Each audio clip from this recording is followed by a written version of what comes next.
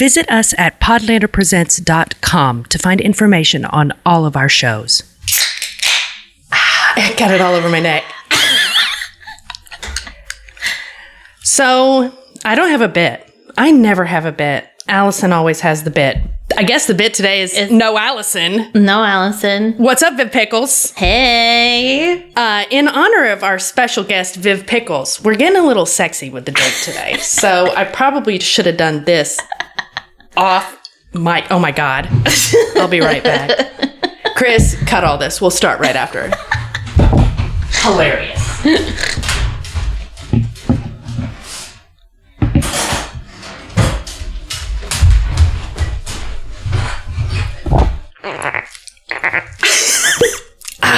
Worth it.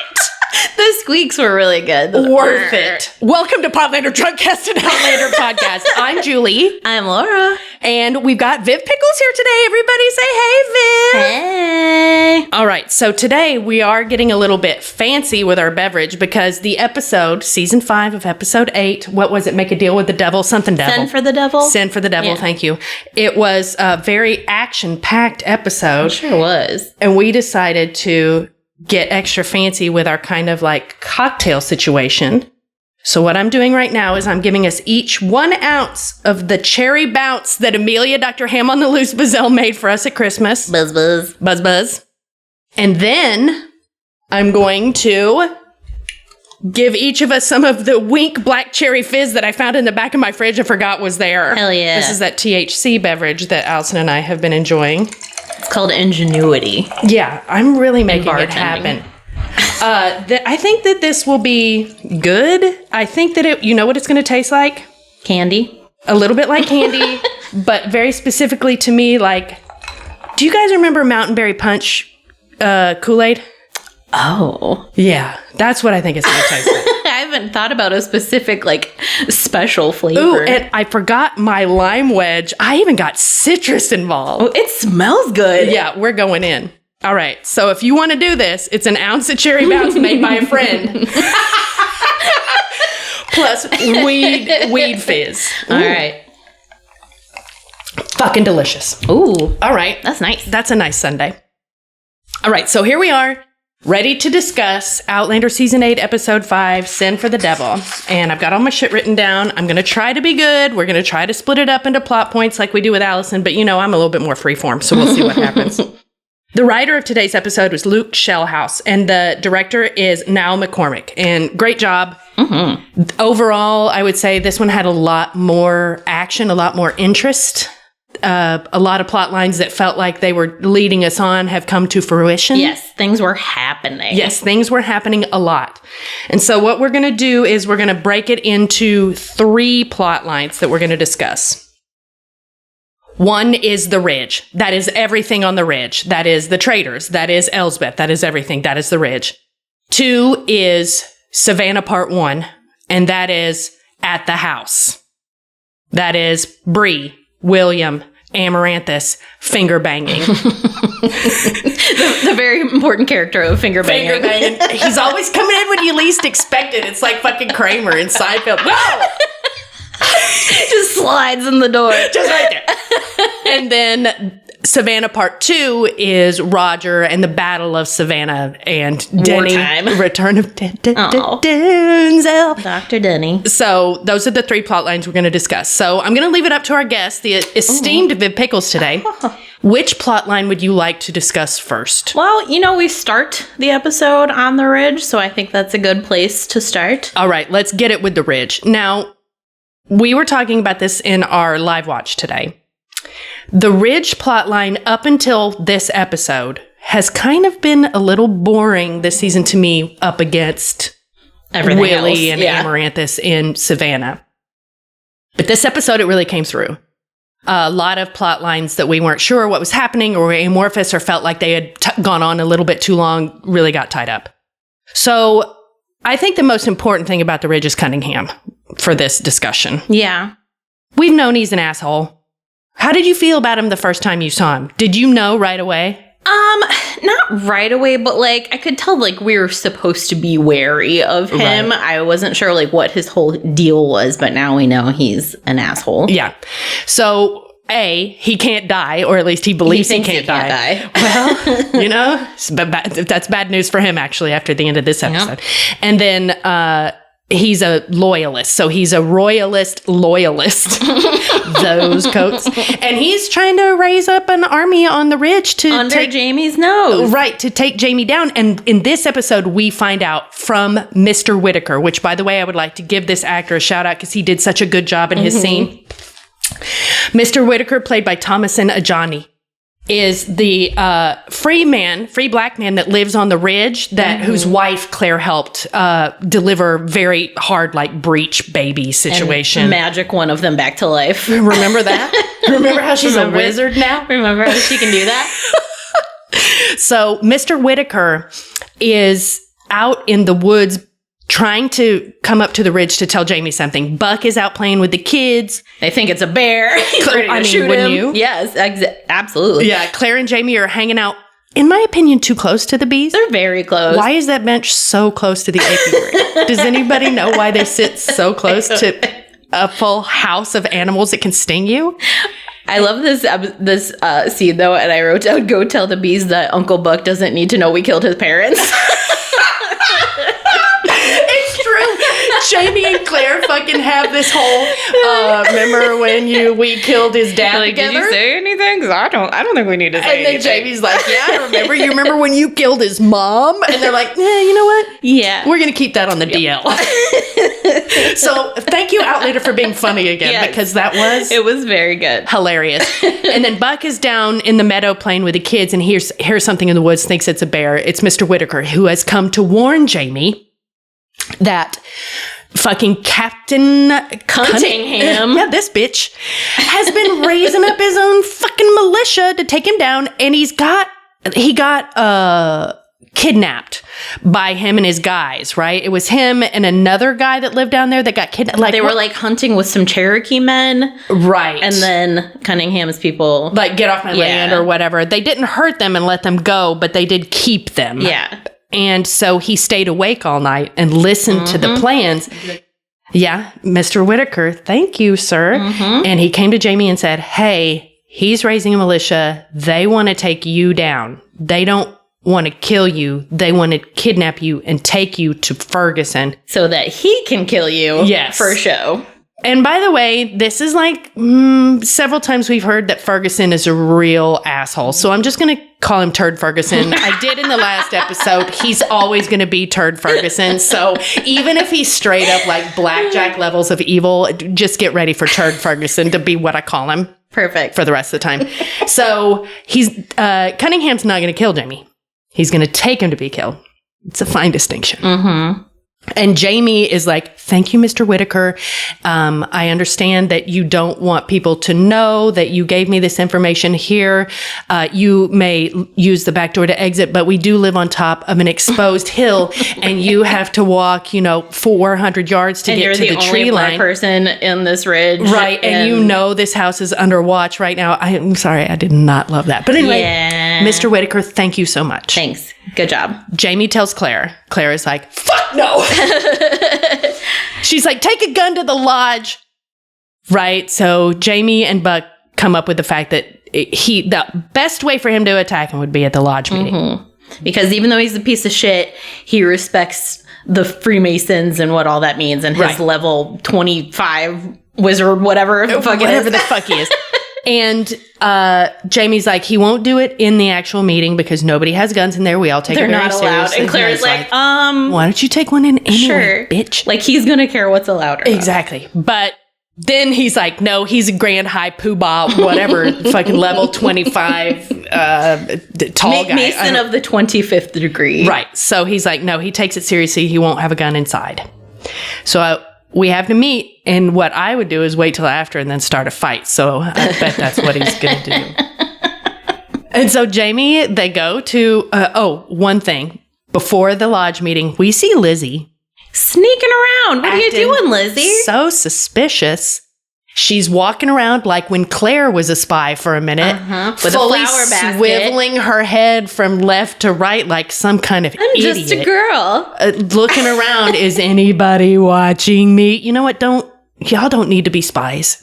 Anyway, she creeps over to this little pile of logs. She looks around. She crouches down, and I was like, is she just about to piss on it? No. She pulls something out from under her skirt, leaves it there, and we don't know what it is yet. So, Lizzie, okay. Yeah, sneaking around. Now we've got the Freemasons meeting. And so that happened during the day. So that happened first. Freemasons meeting. Fucking Jamie gets up to open the meeting. He's like, does anyone have any news? Fucking Crombie stands up and is actually it's kind of cool to see maybe the kind of discussions that would happen in these things. Because he's like, hey, there's a widow. She can't really take care of her land. I can't be there very much. Is there somebody in that area who can help? Which is very nice. There's that. And then there's also kind of like this weird undercurrent of who's loyal to who. And you can feel it. It is... I've been talking about slumber parties a lot today, but it is very slumber party coded. That's true. Right. You're trying to figure out like, okay, after this person goes to sleep, who am I talking shit about like, to about them? Yes. So you can kind of feel it's brewing. And Jamie's face, he's a stank face. Fuck is going on? I did forget one very important thing. He put on his go to meeting kilt. Y'all, he looked real good. He's got his little slutty knees out. Yeah, he does. He's ready for the meeting. His coat is so awesome. He looks so good. The thing about Jamie right now that's kind of interesting me is how yellow his hair is. I understand that as a redhead you can go blonde, but it does feel like weirdly not a natural color, but whatever, he's fine. He looks great in his, what did somebody in the chat say, murder kilt? I think that might have been Amanda Smazazza. He put on the murder kilt. He's looking real good. Guess who else is wearing his murder kilt? Cunningham. Showing up. They have the meeting. And then in the meeting, how does the stramash start? Like, why do they have to close their eyes and pray? What happens there? It's just the end. I think it's just the end of the meeting. Jamie gives a speech. Yeah, it's after. I'm not sure who the other guy's name is, but he's like, "Hey, I'm having an issue. One of my neighbors is like using my well. He's stealing my water. I need to talk to him. Somebody come talk to me with him, or somebody come with me to talk to him." And Jamie's like, "Yeah, I'll come." And he's like, "Yeah, but he's your friend, so like, I need somebody on my side." And that's when Cunningham is like, "I'll do it. What about tomorrow at noon? I don't have anything going on. I'm free." He is such a bitch. He's such a little bitch. But it's like, a shout out to that actor because I'm gonna look him up. He's doing an excellent job of making me want to punch him in his stupid little face. Yeah, he's so smug, and the way, what does he call him? Worshipful Master. Was like, whatever you like. Is that okay with you? Worshipful Master. It was what a bitch. He has such a little bitch face, and he's so good. Big props to him. Julie's coming up with the name. I'm looking at him right now. Kieran Bew. Yeah. Kieran Bew. Bew. B-E-W. Okay. Bew. Kieran Bew. Great job. Really good at being a little bitch. You're really good at making me want to hate your stupid little face. Like eye rolls. I would not be surprised if this man busted an eye roll. You know what I mean? He's got that energy. Yeah. And I'm here for it because it is messy. He is very messy. And Jamie's like, hell no. Yeah. And then he puts his big ass Terminator foot down and he's like, this is my fucking land. Yeah. And I want you to know that here on my land, we don't support the British. We will never be ruled by the British. Remember what our founding fathers said 400 years ago? We fight We're not for doing this freedom. Shit. We fight for freedom. And Mike drops and then asks Evan Lindsay to say a prayer. That's right. Perfect. And he's like, okay, I think we can end the meeting now. Brother Lindsay, please give us a prayer. And everybody in that room, this is how seriously they take these Freemasonry bullshit, is they all close their eyes. Every single person closes their fucking eyes. And Jamie cheeses it. It's like, gotta go. And literally silently.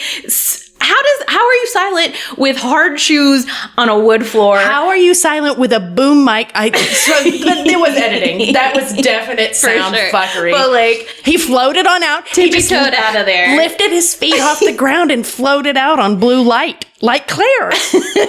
He borrowed some of her special magic light. So Jamie runs out the back door while everybody's got their eyes closed and is praying, runs down the hill, gets to the log pile. What did Lizzie leave? A pistol. Good job, Lizzie. Good job, Lizzie. So we know that Jamie had been in the process of getting all his Arsmere brothers together to help back him up so that he has support, he has friends, and they're all stationed at critical points. And like Buck and Kezzy are up watching on lookout for the militia that's supposed to be coming from somewhere else to back up the royalists and whatever. But they managed to escape. And this is when the storm starts happening. That's right. Fuck you and your fucking storms, man. We have a little bit of trust in the audience that we can understand that there's tension and things are happening. We don't need all of this beating over our heads. I know, it's a lot. We get it. Sun goes down, starts to get stormy. The two bands of guys are out trying to find each other in the woods and shit. Mm-hmm. And this is where Elsbeth comes on up to the ridge. Yeah, before it starts storming, we see Elsbeth like holding up her skirts like you can imagine that's what she sounds like going up. Exactly. Because Claire is in the surgery meticulously cleaning all of her instruments. Like anxiety cleaning. But then she picks up a glass of whiskey and it's like she fired a dog whistle and Elsbeth just comes running.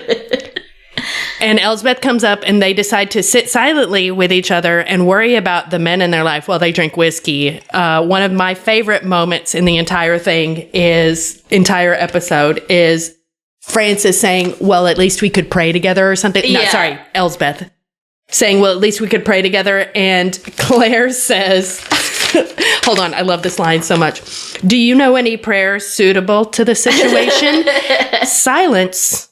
And they drink. Take a gulp. The timing. It's really good. Frances Tumulty's timing is very special. And like, it's really good. When you find an actor that has timing like that, they're just a joy to watch and a joy to work with, I think. Anyway, so they're just silently sitting by the fire getting wasted while Jamie and co are out in town, like by their trading post. Mm-hmm. They've made it through the woods. They've gathered what they can. They've got Buck on lookout with Kezzy somewhere. And Jamie goes into Hiram Crombie's trading post building. But before he does that, what does he do? He walks up on Hiram Crombie. Oh, yeah. Oh, yeah. Hey, don't say a fucking word. And Crombie goes, and he fucking pistol whips him, bonk, knocked out. He's like, yeah, don't say a word. What I say. It was so perfect. He just like lays him down like, take a little nap, buddy. Takes his gun away. Right. So he goes into the trading post and Cunningham is waiting for him. Yeah, he sneaks up on him. Dude, this fight sequence was so good. I love it when a fight sequence in a movie or TV show is in a very limited area, when it's in tight quarters. And they used so much of it so well. Like, they got really creative with, like, the choreography of the fighting. The drawer. Pull, I don't think that is physically possible. I don't think so either, but it was great. It was pretty cool. Like, how do you... It would have to be a very shallow drawer. I'm trying to, like... And it looked like it was a longer, there would have been no way for him to pull it all the way out and pull it around unless, I mean, he is the Terminator. He's very strong. He has special powers.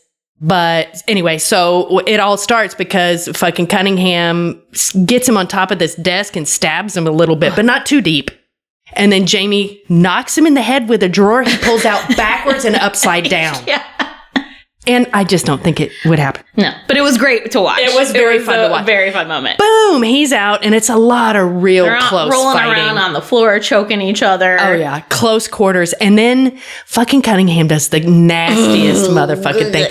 He shoves his two fingers right into the knife hole. Into the knife hole in Jamie's shoulder, left shoulder, and it is so fucking gross. It's super gross. Ew. So they're beating the shit out of each other. They take the guns away from each other multiple times. Jamie's literally like punching him out the door. He did punch him like many times, and that guy did not go down. And I have to admit that there's something there. He did fight a bear. Also, he believes he can't die. So he's like, yeah, come at me. Yeah, right. That's God, how to live that way. Right? How terrifying. Anyway, Jamie punches him out the door, basically uppercuts him out into the yard. But then punches him right towards the gun that he threw out. Not and the best move. Fucking Cunningham picks up the pistol and points it at Jamie. Is like, I told Ferguson. I didn't want it to come to this. I told Ferguson, I'd get you there alive or dead. I'm thinking it's Dead seems easier for me. And it's like, okay, Cunningham is about to murder Jamie. And this is when in the live watch, I was sitting there and I went, a Buck. Yep. And Buck shoots him in the back. Buckshot. Buckshot. Buckshot. Woo. Woo. He goes down. And then the next time we're at the ridge, I guess we should talk about Elsbeth and her weird turn. There's another scene with Claire and Elsbeth by the fire a little bit later where they're having a conversation about how like I feel like they're both being like, well, this is awkward. Yeah. Like we know that our beloveds are possibly going to kill one another, but like they're only going to kill each other if they have to. Yeah, if they have to. Claire's like, yeah, all right. My and husband's Elspeth a Terminator. is like, well, I mean, he does have 5 more years. And Claire's like, so you do believe that? Okay. It gives you great comfort. That's nice. That must be nice for you to know that he's not going to die. Well, he does not die. Everybody comes tromping back up into Claire's surgery. There is a busting through the door. Busting through the door, getting stretcher into the surgery, toot sweet, and on the stretcher is Cunningham. And it turns out that Buck did indeed shoot him in the back. Well, Elsbeth first thinks that Jamie shot him in the back and just goes ahead and warms up that slap muscle again. She loves the slap. She loves to slap. I also like that Jamie was just like, bitch. Like, he was so stunned he couldn't do anything about it, but was like, what the fuck, man? Okay, whatever. Not the first time I've been slapped, not the last. And Claire finds the bullet, and he is now paralyzed from the waist down. Yeah, she has him do a little test to wiggle your fingers. He can move his hands, cannot move his legs. And he's like, nothing is happening. And then his mom is like, Charlie, in his ear, like, she said, move your feet. And he's like, I am. And nothing's happening. And Elsbeth's like, he's not dead, I guess. He is not dead. That part was like, they did not read the fine print on that fine contract. Print was never looked upon. So Cunningham is alive, but Cunningham is paralyzed. Whoopsies.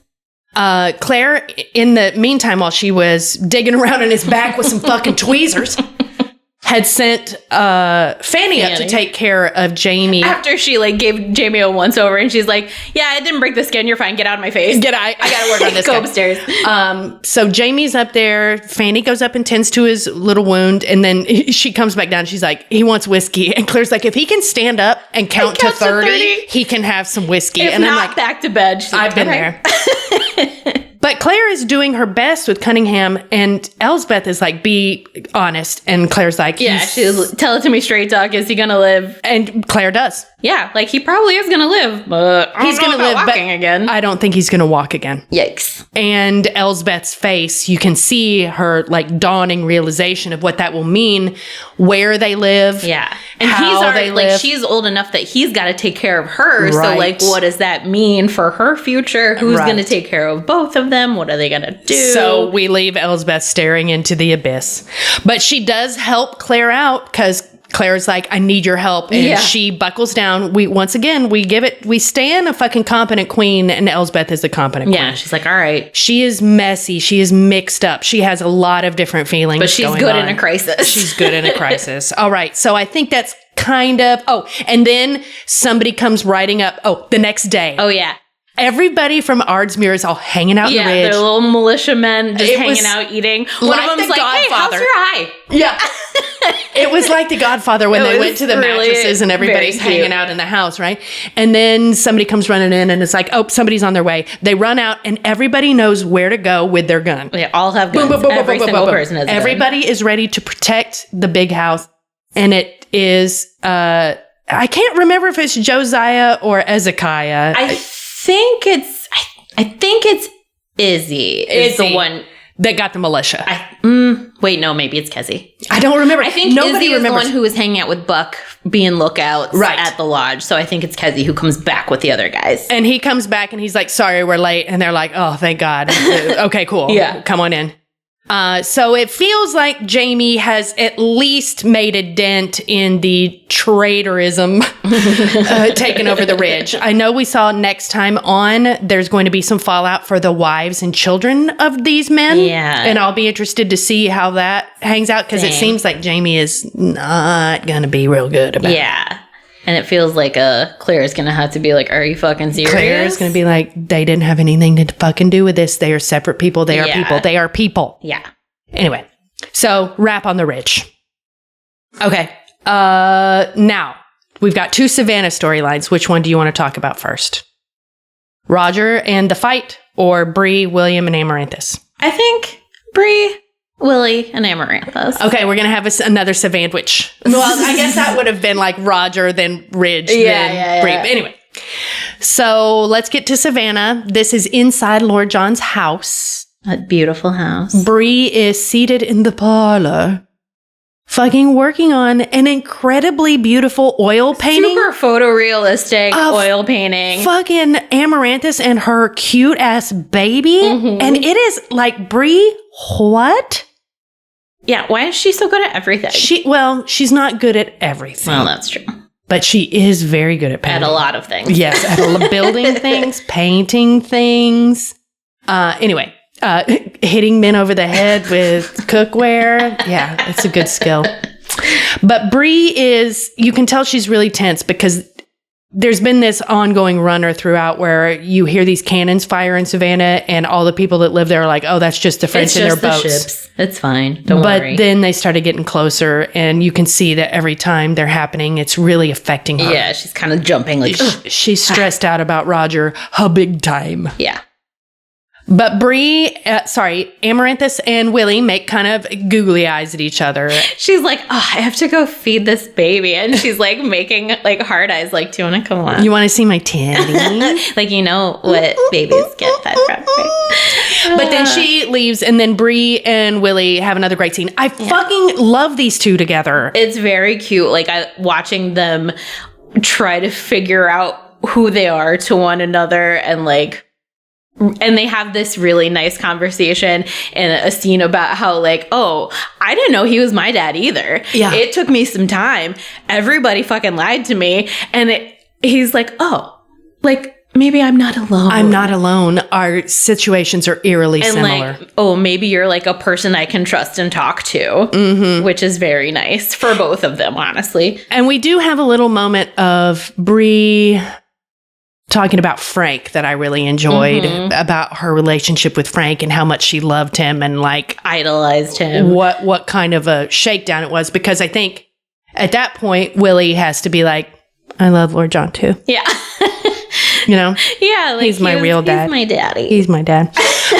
But they're so cute together, and they talk about their kind of shared trauma of learning about like Jamie they being both their dad. have like big feelings about Jamie learning who he is and the things he has done and all, you know, lots of things of they'll stuff never to know. talk about. But so they have that great scene, and then it doesn't just go to the gazebo after that, right? No, because we get another scene with Bree.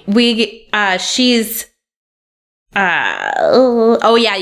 she's hanging out she's eating breakfast. That's right, and that's when the battle starts, and she's like, "That's closer." That wasn't just the friendships, and Willie's like, "You're right." Oh, that's right, because he's like, looks like they're coming through the swamp. I wouldn't have done that. I wouldn't have done that myself, but everybody has different styles. I love it so much. Just like dunking on the Continental Army. I wrote a joke about that one. I don't really write jokes in my notes as much anymore, but I did write a joke about that one. Hold on, let me see if I can find it. It's real good. I think it was, they came through the swamp. Willie's like, they came through the swamp. I don't know her.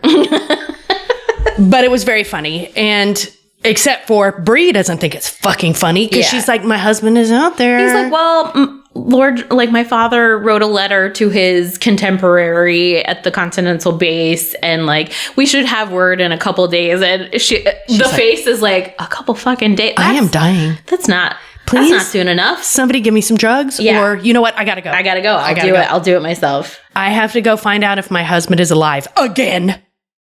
How many times? Yeah. Too many. Yeah. So she decides she's just going to tromp through the fucking swamp herself. And he's like, no, I'll go with you. Just wait. Just wait. Tomorrow. First light tomorrow. We'll That's go. right. We will leave tomorrow morning. Also, real quick, she tells a little white lie about why Roger is there. He's like, wait, so what is he doing there? He's a minister. He's ministering. And you know what he did? He is, but that's not why he went there. No, he needed some guns. So I like that while they are like figuring out their relationship, she's like, I don't know that I can trust you 100%, so I'm just gonna give you a little fib. Yeah, I think she knows that he is in the royalist camp, right? But you know, one thing that Willie does do for her is right before they leave, he gives her a American flag from Lord John. Right. Yeah, Lord John was like, hey, so I don't think that they're going to breach the city, but if they do, and only if they do, put this fucking flag up in the window so that they know you're cool and they don't come and like blow up this house. Right. And then I'll disavow any knowledge of it. Yeah. So Lord John continues to be the fucking best. Yeah, he's like, of course, no, I have no idea what you're talking about. I don't even know what this is. Burn this letter now. I don't know who she is. Burn this letter. Eat it, eat it, eat it. So Bree heads off to the camp and then, well, no, not yet. Yeah. That's right. That evening, after they decide to go the next morning, we go to Bridgerton again. And I guess I'm just going to call it, we were calling it the love gazebo or like whatever. That's kind of what it is, right? It's the only place where they've had these. Because they're far enough away from any like prying eyes in case anybody is like, I don't know, any of the servants or something might listening or watching or whatever. But it's Amaranthus and Willie, and they're out there talking, and they are just flirting so hard. First of all, she's got high game. She's got game. The very beginning of that scene is perfect, where it's like a close up of her face, and then it slowly pans around, and you see her start to smirk, and then you hear him coming up, and she's like, Nailed I got him. I got him. Snared another one. She knows exactly what she's doing the whole time, and it's so good. It's refreshing. It's so good. Yeah, it does. She does remind me a little bit of Galis in that way, and there's. That's why I think she's a time traveler. But look, I'm not a book reader. I don't know shit. I'm just going to say that's what I'm feeling. So Willie comes out, and like, how did the conversation even start? He was like, I know you were probably joking. Oh, yeah. But I was thinking about your idea. And she's like, tell me, what idea was that? Oh, yeah. What was my idea? Tell me. And he's like, well, yeah, like maybe we get married, and if we should have a child, I'll give him my titles and blah, blah, blah. And she's like, no, I wasn't jesting. But also, maybe we don't have to get married right away. Maybe we could practice. Oh my God. And he's falling for it. He is. I'm just like diving right in. She's absolutely making him think that this is all his idea. One thing she said was, I would really like it if you put your bug vest on again. Like having her fingers, like just touching his shoulder. She's like, I would maybe put on that bug vest. I would like to touch you more in the bug vest and tell you more, not touch you, but point out different species. And she forgot some, and she's like naming a couple that she should add to it or missed, or that she wants to point on his chest. Yeah, taxonic. What was his weak sauce? Hold on, you have to have it. I do have it. So somewhere. Willie hears her say this, kind of picks up on the flirty vibe, and really tries to take a swing. Like, I have to recognize and appreciate the fact that he fucking went for it, but it's so stupid. Okay, yes, he interrupts her to say, I must confess, I have developed a particular species of feeling for you. And she's like, what? That's terrible. Like, don't ever sense that's terrible. Yeah, she's like, that's really, really bad. And he's like, I'm so sorry, I will never do it again. It's so funny though, and they're so cute together, and you can see them both have that moment of joy together, and it was a delight. It's really cute. So she continues flirting with him until it gets to the finger bang time. Like, we're pushing it so far. I got to get in. And I got to say, the stockings that she was wearing that were like very socks. Good. Yeah, they looked like thick and like ribbed. They were very cool. But he gets all up in there, and as we have all seen, he's got the jeans. They're like making out, and he's like, okay, that's it. I'll marry you. And then he's like, and then she's like, me too. I'll do it. I'll marry you. Yes. And then she straight up fucking bones him in the gazebo. We don't get a close-up of that, but we know that he got her going with his legendary fucking bean flicking DNA, like made her wet enough in 1.5 seconds to climb right on his dick. Oh, man. Incredible. Anyway, so kudos to Amaranthus and Willie getting some in the love gazebo. Bree has taken off from Savannah through the swamp wearing somebody else's gloves. They were so big. They were so big. They were very cool. They were these brown leather gloves, but it's very clear that they belonged to either Lord John or Willie or something. But she she was going to be in rough terrain and wanted them. Anyway, Roger is at the Continental Camp saying some words over a whole bunch of dead bodies. We kind of got to maybe rewind a little bit. Yeah, that's right. Let's talk about Roger. Savannah Plot B. Yeah.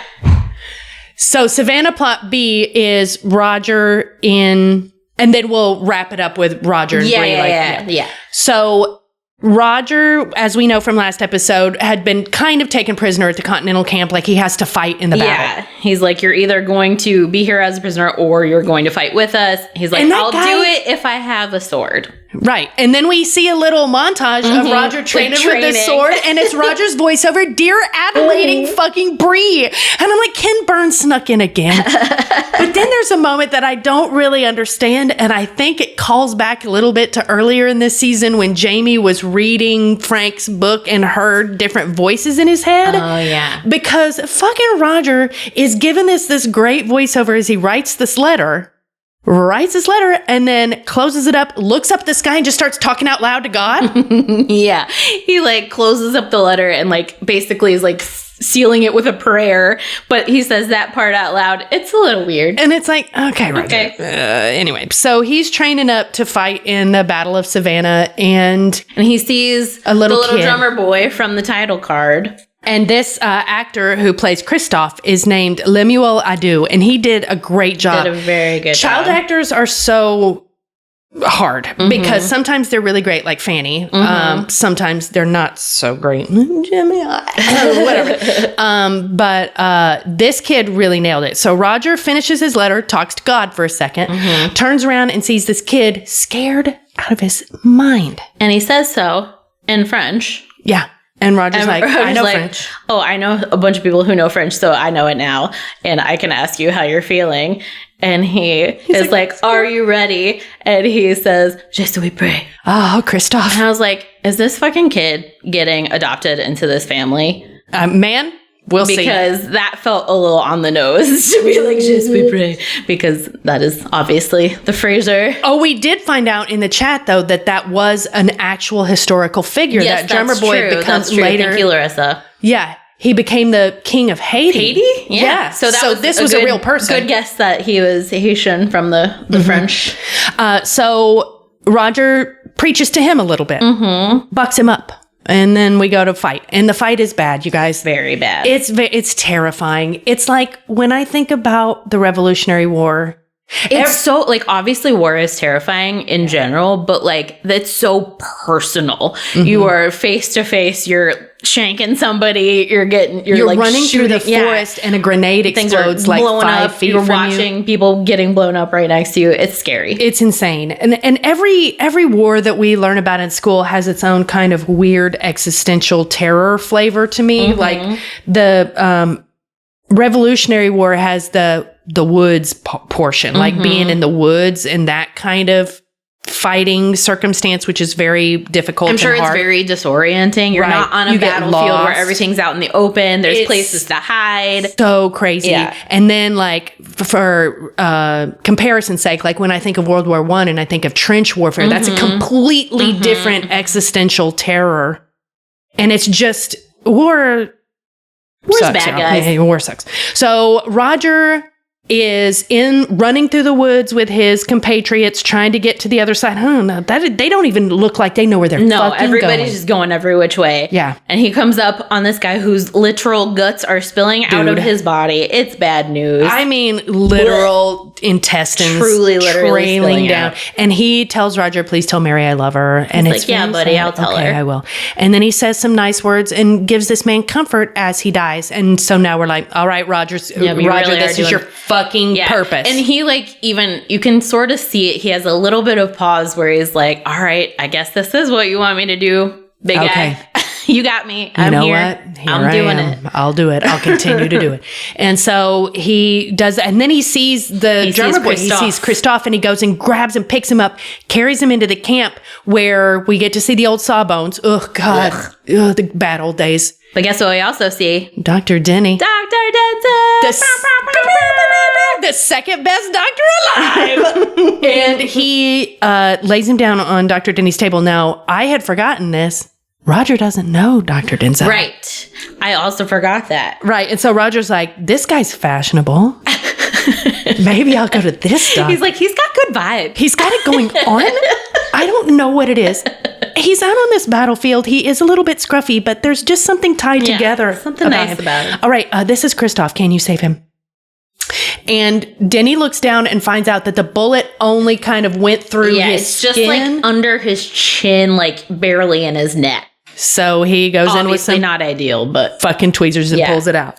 And then lots we found of out digging out bullets in this episode. too much. And then we found out from Larissa that person did later go on to become the king of hating. Anyway, good job, Dr. Denzel. And so Roger says a quick prayer. He's a quick prayer. All right, yes, he I'll runs pray out for you. God's fight with some you. more. I'm gonna go help. And he runs out. And he keeps doing this.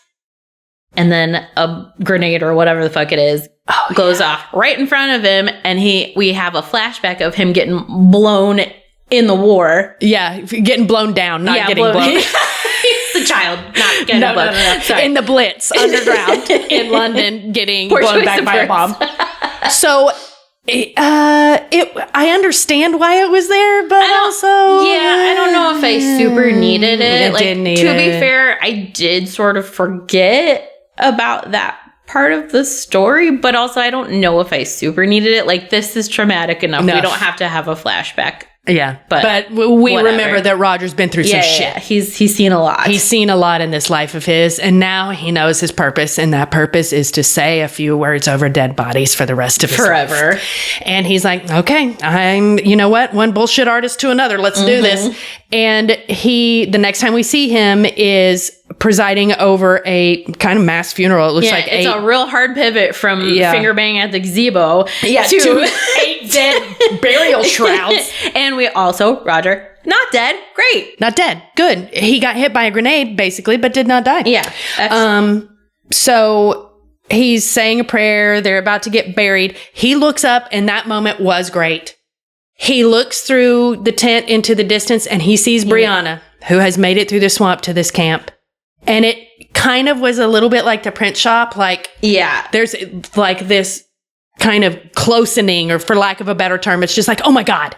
And they run towards each other and hug, and she does a little like, are you okay? Are you okay? And when he's like, yes, I'm okay. And then she fucking pushes him. She's like, man, fuck you. I thought you were dead. And this is where we see her comically large gloves. Yeah. But he takes her to Dr. Denzel. And they're like talking about how Christoph's gonna be okay, like he's fine, whatever. And then Roger's like, oh, by the way, Bree, this is Dr. Denzel. Hunter. And he's like, yes, that Dr. Denzel Hunter. And she turns is like, oh. And they're just having a fun little like, I can't believe we know each other. And then guess who walks up? Willie. And they're like, Willie made it to the camp. Here we are. I know you too. And Dr. Denzel and Willie give each other a hug. It's very cute. And Dr. Denzel says something about Rachel having a baby, and Willie has a little complicated feeling about it for a minute. But then he's like, you know what? I finger banged this chick last night. I feel pretty good. Yeah, I'm pretty good about it. I'm okay.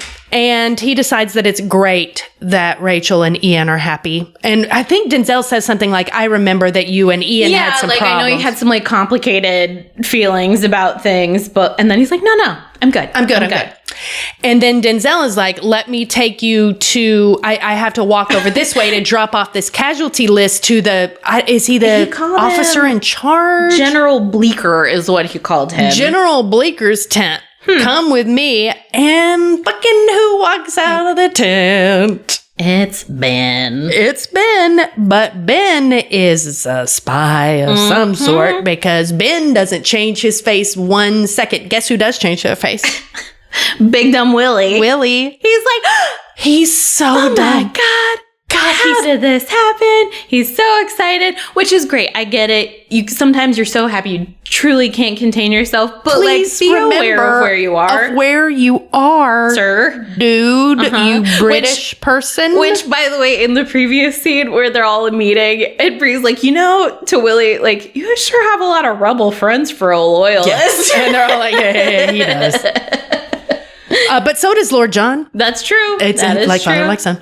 So it's Ben, and Ben does the fucking coolest acting, which is takes the casualty list and is like, thank you, please come into the tent. Like, I don't know you. And Denzel is like, all right, I'll give you a couple minutes. Bye. And then Willie goes in there and is like, what the fuck? Yeah. They hug and then he punches him. Yeah, he's like, you son of a bitch. And I love that they included that because it was like Brianna and Roger.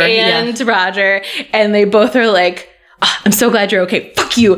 Like, I thought you were dead. They are truly their father's children. And then after he's punched him and hugs him again, you can see on Willie's face the dawning realization. Like, oh, shit. I banged your wife. And we were planning to maybe get married and have kids. So I banged your wife. Super recently. Like within the last 12 hours. Like if you went down there, you could probably still smell her. Yeah. But like, don't worry about it. We'll deal with this later.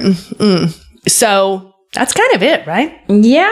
What was your favorite costume in the episode? My favorite costume of the episode was Claire's coat at the very beginning where she's talking to the bees.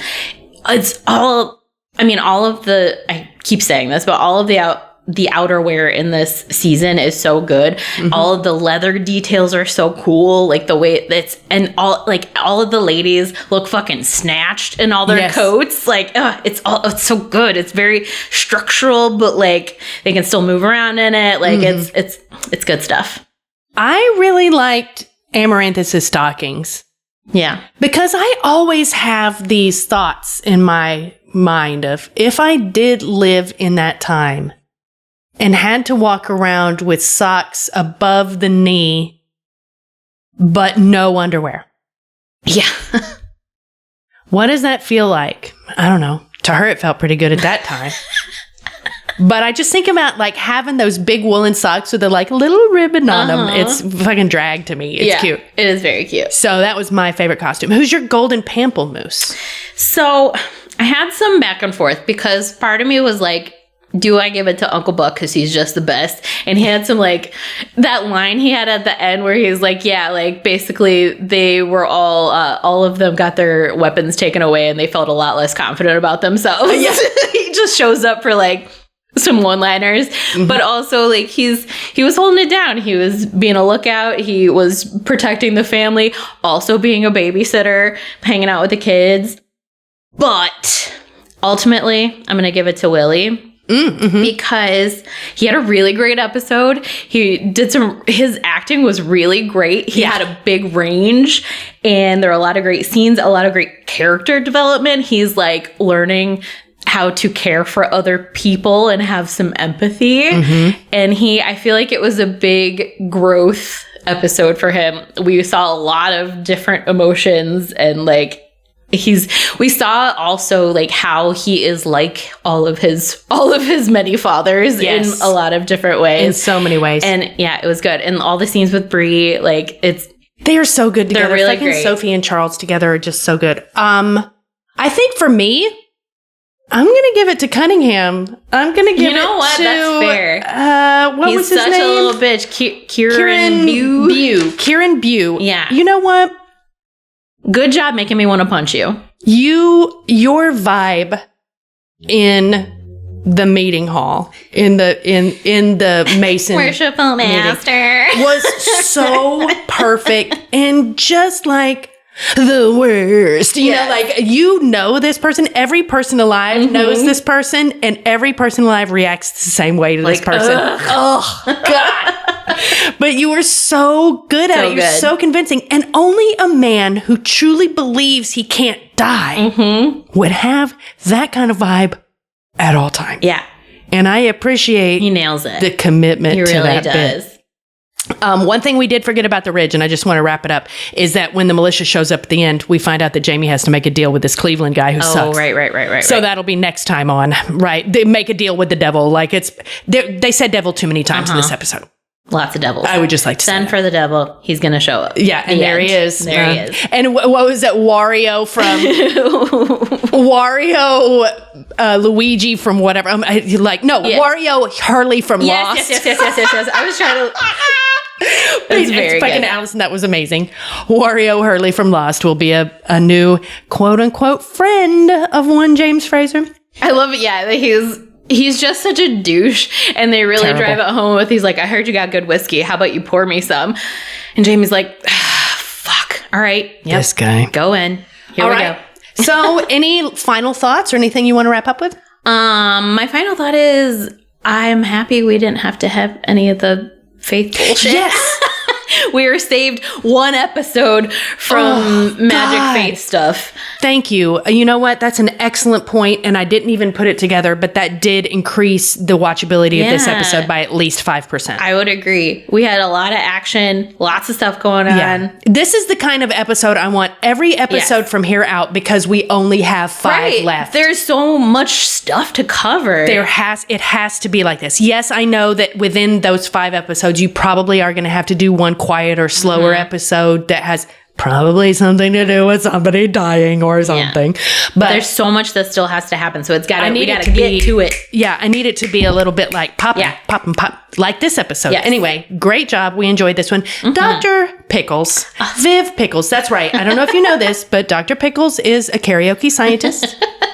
I would like to thank you so much for guesting today. It was a pleasure. A pleasure. It was mine. All right. And we'll see you guys next week for episode 6. All right. Bye. Bye.